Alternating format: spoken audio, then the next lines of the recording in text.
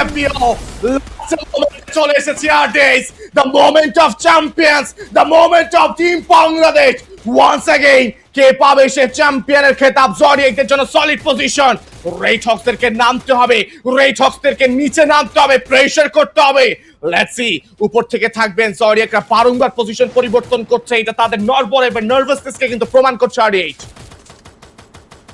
Exactly, but on fire cyanide এই দলের কাছে এখনো পর্যন্ত সুযোগ রয়েছে যে তারা যেন আরো একটা ম্যাচ নতুন ভাবে স্টার্ট করাতে পারে।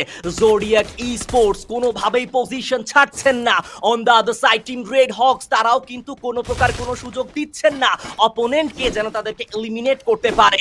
ভোল্টেক্স ধীরে ধীরে এগিয়ে যাবে, যখনই লড়াইটা শুরু হবে অন ফায়ার সায়ানাইড এবং জোডিয়াকদের মধ্যকারে, তখনই হয়তোবা টিম রেড হক্স উপর থেকে নিচে নেমে আসবে। বাট এই মুহূর্তে সার্কেল রোটেট করছে, সার্কেলের প্রেসারে টিম রেড হক্স কে উপর থেকে নিচে নেমে আসতেই হবে।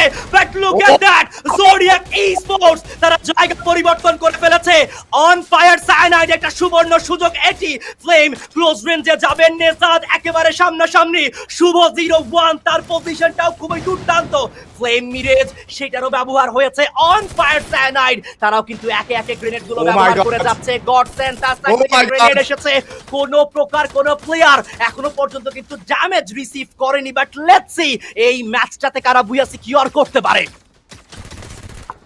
Last moment till Red Hawks নাকি OFC, look at the pressure, think about it, আমরা চ্যাম্পিয়নের খুবই কাছাকাছি।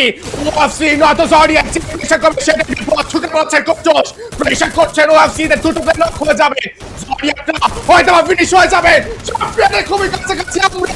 And yes, right now, OFC দের জন্য কিন্তু লাস্ট অ্যাথলিট রয়েছে।